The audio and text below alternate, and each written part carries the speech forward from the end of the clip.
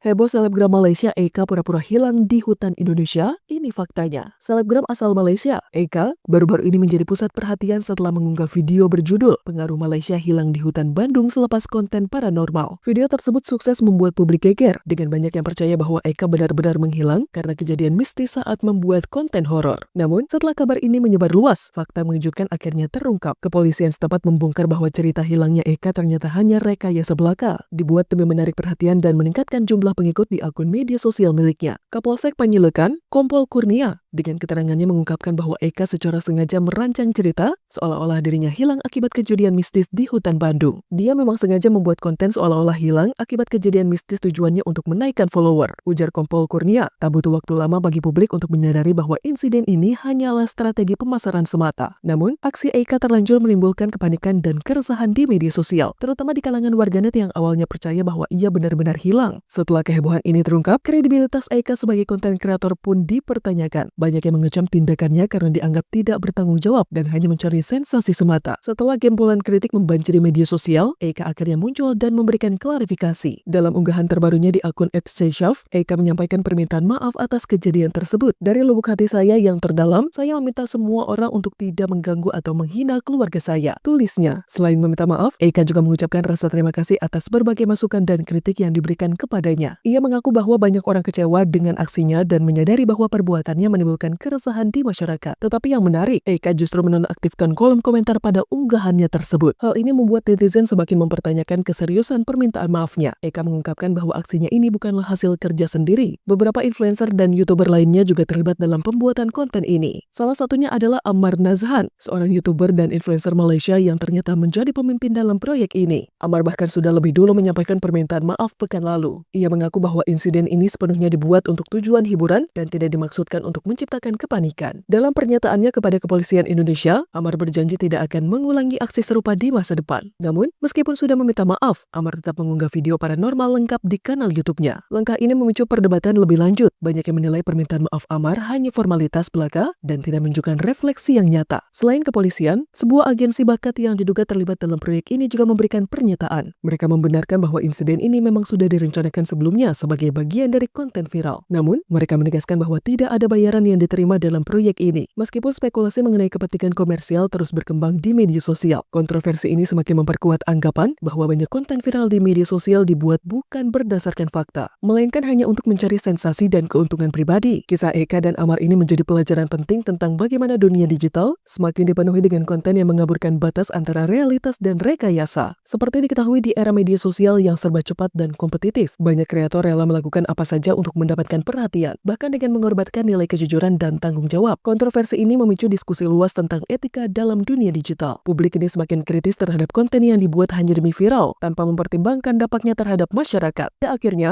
kasus Eka menjadi pengingat bahwa tidak semua yang viral di internet bisa dipercaya. Masyarakat harus lebih cermat dalam mengonsumsi informasi dan tidak mudah terbawa oleh sensasi yang diciptakan demi kepentingan pribadi.